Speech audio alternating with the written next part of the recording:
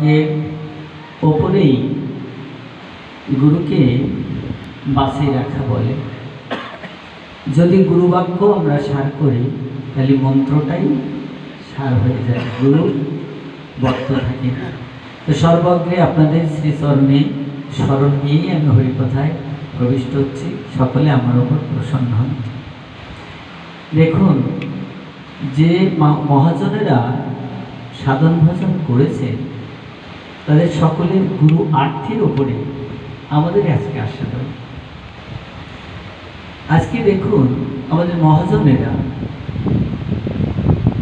যে ধারাকে অবলম্বন করে বৃন্দাবনে ভজন করছে তাদের দু একটি চরিত্র আমরা আজকে আস্বাদন করব।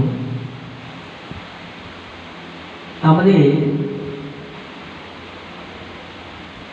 এই যে সিলেট জেলাতে আমরা জানি ঢাকা দক্ষিণ, এখানে এক ভদ্রলোক বাস করতেন। তিনি গুরু আদেশে বৃন্দাবনে ভজন করতেন। তো বৃন্দাবনে এলেন কখন? যখন এসছেন, নামটা আমি ভালো মনে করতে পারছি না, আপনাদের মনে পড়লে আমার বলবেন। ওনার বয়স তখন 60 বছর। তো 60 বছর বয়স বৃন্দাবনে, 60 বছর বয়সে এলেন। ইনি কর্মজীবনে একজন শিক্ষক ছিলেন, কিন্তু গুরুদেব এসে বলছেন, খোকা, দেখতে দেখতে তো সময়টা অতিবাহিত হয়ে গেল, তুই রিটায়ার্ড হয়ে গেছিস, শিক্ষক জীবনে রিটায়ার্ড হয়ে গেছিস, না জানি এই মনুষ্য জীবনের কখন রিটায়ার্ড হতে হবে তা তো ঠিক নাই, এখনো বসে থাকবি। গুরুর এক কথাতে সংসার ত্যাগ করে চলে গেলেন। ওনার জীবনীতে দেখা যায় যখন চলে গেলেন কয়েক হাজার মন পাট ওনার ঘরে ছিল, রিটায়ার্ডের টাকাটাও ওনার বাড়িতে রয়েছে। ছেলে স্ত্রী সুবলিত। কোনো সংসারে থাকলে দেখেন অনেকে মনে করেন যে ফাজলামি করছেন, অনেক সময় এরকম মনে হয় না? ওনার সহধর্মীর কাছে যখন বললেন, সহধর্মী মনেই করতে পারেন না যদি চলে যেতে পারেন। একটা বাস্তব জীবনের কথা বলি। আপনারা সকলে জানেন, আমার পূর্বাশ্রমের যে কাকা গোসাই ছিল বৃন্দাবনে দাউজি মন্দিরে, উনি সারাটা জীবন কাটিয়ে গেছেন।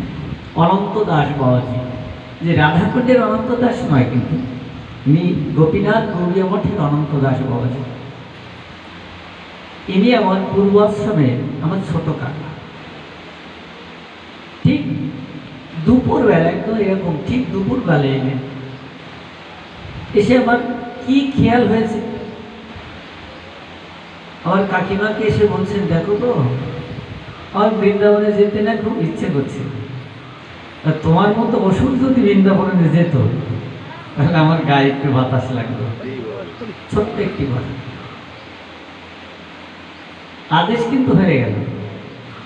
উনি স্নান করতে যাচ্ছিলেন, ওই গামছা পরে ওখান থেকে আমাদের মাঠটা অনেক লম্বা, মাঠ পেরিয়ে 4 কিলো দূর, 4 কিলো ওই পারেই আবার শুরু গ্রাম। 4 কিলো দূরে যে আমার দিদির বাড়ি, ওখানে যে দুপুরে প্রসাদ পেলেন, খালি গায়ে। তো আমার দিদির ভাই বলছেন, কি গো, আমার জামাই এলো গামছা পরে, একটা কাপড় একটা গেঞ্জি দিয়েছে, তাও নিতে চাচ্ছেন।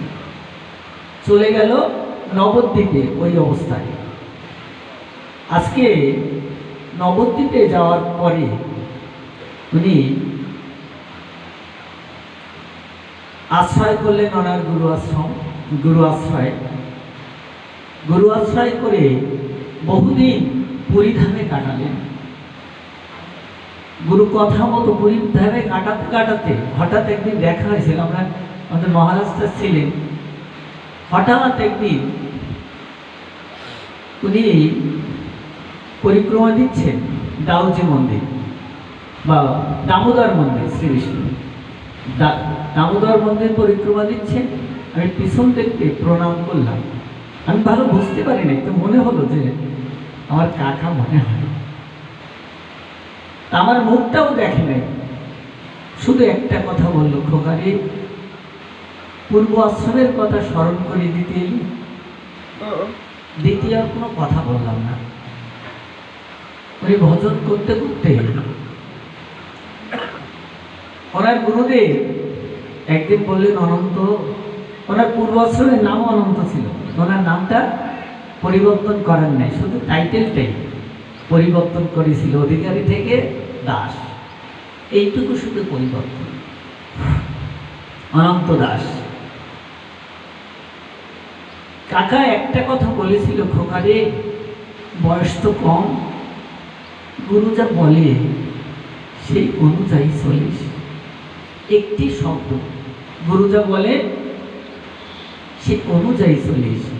ভদ্রলোক চলে গেল, ওনার স্ত্রী বললেন, ও বৃন্দাবনে যেতে চাও, যাও, বৃন্দাবনে যাওয়াটা অত খাও ভাত নাই, আদেশ কিন্তু হয়ে গেল।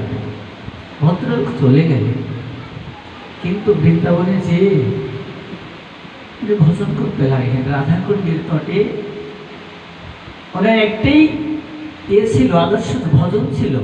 কোনো দেখবেন বৃন্দাবনে আমাদের এই বেনাপোলের একটি ছেলে, নাভারণের ছেলে, শ্রীকৃষ্ণ নাভারণের একটি ছেলে আমাদের সঙ্গেই থাকতো বাংলাদেশেও। সে তার একটি ভজন নিয়েছে, প্রত্যেক দিন গোবর্ধন পরিক্রমা দেয়া। ওনার একটি ছিল প্রতিদিন 10 বার করে রাধাকুণ্ড পরিক্রমা দিতে। কিন্তু পরিক্রমা দিতে দিতে ওই 10 বার পরিক্রমা দেওয়ার পরে এ আশ্রম সে আশ্রম ঘুরে ঘুরে বেড়ান। বৃন্দাবনে তো আর মঠে অভাব নাই। তো হঠাৎ ওনার প্যারালাইসিস হল, পঙ্গু হয়ে গেল। তো পা দিয়ে চলার মতো, চরণ দিয়ে চলার মতো পরিবেশ নেই। কিন্তু অনেক সাধুরা, উনি ভজন দেখাতেন বলে, ভজন করতেন বলে অনেক সাধুরা দেখবেন, সাধুদের একটি স্বভাব হয়, কিন্তু যারা খুব ভজনশীল তাদের না খানিকটা পাগলের মতো মনে হয়, খানিকটা পাগল, মানে দুটি ভাব দেখা যায় সাধুদের। একটি হচ্ছে উন্মাদবধ, একটি হচ্ছে শিশুবধ।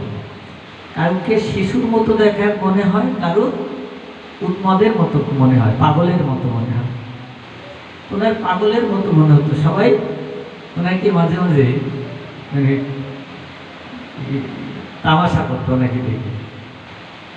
তো ওনার ওইরকম হলে উনি ভাবলেন, রাধারানী যে একটু পরিক্রমা দিচ্ছিলাম, কিন্তু মনে আনন্দ বাড়ছে, শরীরটা নষ্ট হয়ে গেলে কি হবে। বর্তমান আমাদের চৈতন্য দাস বাবাজি মহারাজ আপনারা অনেকেই চেনেন, ওনার পা কিন্তু একখানা নাই, পায়ে মানে লাঠি বেঁধে নিয়েছে, পার সঙ্গে পা দেখা থেকে আমাদের খানিকটা আমাদের অজয় বাবা পা সোজা করে ফেলছে লাঠি বেঁধে। পরিক্রমা এখনো গোবর্ধন পরিক্রমা দিতেন, উনি গোবর্ধনের তটে থাকে। হ্যাঁ, চটা বেঁধে সোজা করে রেখেছে, কিন্তু ভজন আনুকূল্যতা কমান নাই। উনি এখন তো পা দিয়ে হাঁটতে পারেন না, হাতের খড়ম দেখেছেন না, মানে খড়ম দিয়ে হাঁটে, খড়ম দিয়ে হাঁটছে। কিন্তু আজকে গভীর রাত্রে কখন বেরিয়ে পড়েছে উনি বুঝতে পারেন নাই, কিন্তু হঠাৎ গোবর্ধন পরিক্রমা দিচ্ছে। আজকে রাত প্রতি একাদশীতে অনেক সময়, দ্বাদশীর দিনে, একাদশীর দিনে সকলে পরিক্রমা দেন যত বৃন্দাবনে। তো বেরিয়েছেন, একটা বনের মধ্যে ঢুকে গেছে, মানে বেপথে চলে গেছে, কিন্তু বেপথে যেয়ে উনি আর বেরিয়ে আসতে পারছেন না। তো যখন বেরিয়ে আসতে পারছেন না, তখন বলছেন, রাধারানী একে তো পা দুটো নাই, তাতে চলতে পারি না, আবার তুমি বনের মধ্যে আটকিয়ে দিলে, আমি কি অপরাধ করেছিলাম যে তোমার ভজনটুকু করতে পারবো না? এই বনের মধ্যেই আমাকে তো কেউ দেখতে পাবে না, এই বনের মধ্যে আমার জীবন শেষ হয়ে যায়। ভক্তের জীবন কখনো শেষ হয়? যদি শেষ হতো তাহলে তপ্ত বালুকায় হরির নাম করছেন মহাপ্রভু যে বকুল ডাল পুঁতে দিত না, হরিদাসের মাথার উপরে বকুল ডাল পুঁতে দিতে না দিতে মাথার উপরে গাছটি বড় হয়ে গেল, তাতে ছায়া দান করতে লাগলো। আজ পর্যন্ত সে সাক্ষী হয়ে আছে। দেখো হরি ভজনের করুণা দেখে যাও তোমরা, এখনো সে সাক্ষী হয়ে দাঁড়িয়ে আছে। তোমরা হরির করুণা দেখো নাই, দেখে যাও হরি ভজনের করুণা দেখে যাও। তত্ত্ব বালুকার উপরে ভক্ত বসে থাকলে কি হবে? ভগবান বসে থাকতে পারেন না। রাধাকুণ্ডের তটে রঘুনাথ ভজন করছে, হারাই হারাই হারাধে হারাধে হে করুণাময়ী।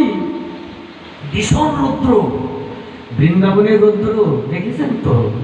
এখন গেলে বুঝতে পারবেন, দেখতে পাবেন হারাধে হা করুণাময়ী। জানেন এত রৌদ্র লাগছে, রৌদ্র লাগছে তো রঘুনাথের মস্তকে, রাধারানীর ফুটছে কেন? রাধারানী এসে তার আসল দিয়ে রৌদ্র আটকে দিলেন। রঘুনাথ বুঝতে পারছে না, মানে ছায়া দিয়ে রেখেছে। উনি ভাবছেন একটি মেঘ এসে উনি বুঝি সূর্যের উপরে পড়েছেন, উনি বুঝতে পারছেন না। কিন্তু দূর থেকে সনাতন গোসাই আসছিলেন রঘুনাথের কাছে সাক্ষাৎ করতে। দূর থেকে সনাতন গোস্বামী দেখলেন রঘুনাথের মস্তকের উপরে রাধারানী আসল দিয়ে ছায়া দান করছেন। আচ্ছা, ছায়া দান করছেন রাধারানী, ছায়া দান করছেন রাধারানীর কি অবস্থা আছে? একদম খটখটি রৌদ্রের উপরে রাধারানীর মস্তক তো চলছে, ভক্ত কে রক্ষা করছে? করুণাময়ী। সনাতন গোস্বামী এসে বললেন, ওরে রঘুনাথ, তুই আর এমন ভাবে ডাকিস না রে, করুণাময়ের এমন ভাবে তুই দুঃখ দিস না। প্রভু, হ্যাঁ রে, তোকে রক্ষা করতে গিয়ে করুণাময়ী রৌদ্রের মধ্যে এই অবস্থা। গুরু বাক্য ভজন। জানেন বনের মধ্যে যখন আটকে গেল, একটি ছোট কন্যা এসে বলছেন, সাধু আপনি এখানে বসে কি করছেন? বাহ্য ছাড়ছেন বুঝি? না গো মা, বাহ্য ছাড়বো কেন, আমি রাস্তায় খুঁজে পাচ্ছি না। ওখান থেকে তাকে নিয়ে, আচ্ছা রাধারানী হাত ধরেছেন। সাধারণ ব্যক্তি কি? সাধারণ ব্যক্তির হস্তস্পর্শ আর রাধারানীর হস্তস্পর্শের মধ্যে কিন্তু পার্থক্য আছে। আর এই ব্যক্তি তো সাধারণ ব্যক্তি ছিল না, একজন পণ্ডিত ছিলেন, শিক্ষাগত করতেন, তার তো বুদ্ধির সাথে একবার কম নয়। তিনি মনে মনে ভাবছেন, আরে এই মেয়েটা তো, এই মা তো সাধারণ নয়, এর গায়ের গন্ধটা পদ্মগন্ধ বাইরে হচ্ছে কেন? তাহলে নিশ্চয়ই শাস্ত্রসম্মত যে কথাগুলো শুনেছি, সেই তাকে পেয়ে আমি কার দর্শনের জন্য তার চরণ ধরে বললেন, মা হে করুণাময়ী, এতদিনে আমার প্রতি তোমার করুণা হলো রে। তুই এতদিন তো আমাকে ডাকিস না, ডাকে নাই?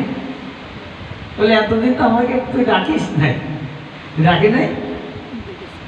আরাধে আরাধে সর্বভূত করছে, ডাকিস নাই? বলে জানিস বৃন্দাবনে অনেক আসে রে, সাধু হওয়ার জন্য আসে, কিন্তু সকলে তো রাধারানীর পাওয়ার জন্য আসে না রে।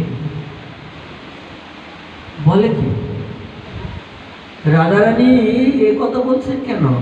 যে অনেকে বৃন্দাবনে আসেন সাধু হওয়ার জন্য, কিন্তু সকলে আমাকে পাওয়ার জন্য আসে না। জানেন, বৃন্দাবনে গেলে হয়তো যন্ত্রণা আছে গো। কি যন্ত্রণা জানেন? আমাদের ভাগবত কিশোর গোস্বামী আলোচনা করছিলেন যে আমাদের সবচেয়ে দুর্বল ইন্দ্র। কি ইন্দ্রগণ দুর্বল, সে সংসার ছাড়তে চায় না, ভোগ ছাড়তে চায় না, তাও অনায়াসে মানুষ ছেড়ে যাচ্ছে। সন্তান সন্ততি যাহা সবচেয়ে বড় মায়া, সেটি ছাড়া অসম্ভব, তাও ছেড়ে মানুষ চলে যাচ্ছে। এমনকি রাজ্য পর্যন্ত ছাড়া ছেড়ে মানুষ বৃন্দাবনে চলে যাচ্ছে।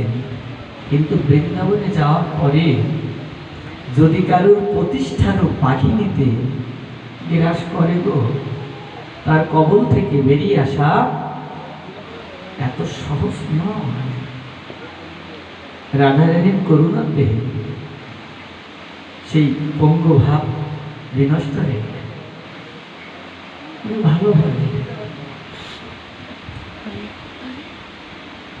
ভালো হয়ে গেলেন বটে, কিন্তু উনি প্রচার করতে এলেন বাংলায়। বাংলাদেশে প্রচার করতে এসছেন। শুনেছি উনি প্রতিদিন নাকি 17-18 জায়গায় শুধু পাঠ করে বেড়াতেন। দিনের মধ্যে 17-18 জায়গায় যে ভদ্রলোক পাঠ করেন, তার সময় কতটা সময় অন্য কাজে ব্যয় হয় বলে। তো বুড়িগঙ্গার ওপারে আবার পাঠ নিয়েছেন, এবার পাঠ করছেন, ওপারে পাঠ নিয়েছেন। এখানে অনেক শিক্ষার কথা, তাই একটু আশা করি।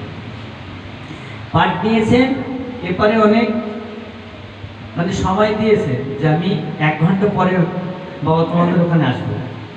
এই আসরের মধ্যে ওনার যে শিষ্যরা আছে তাদেরকে বলছেন, বাবা 1 ঘন্টার পরে 1 ঘন্টা পার হয়ে গেলে আমার ডেকে দিস। হ্যাঁ বাবা ডেকে দাও। কিন্তু আস্বাদন করতে করতে রাধারানীর কথা বলতে বলতে এমন নিমজ্জিত হয়ে গেছে, কেউ বুঝতেই পারেন না কখন 3 ঘন্টা পার হয়ে গেছে। ওপারের ভক্তরা অপেক্ষা করতে করতে অধীর হয়ে গেছে। কিন্তু হঠাৎ পরিষ্কার ছিল, অন্ধকার কেন নেমে এলো?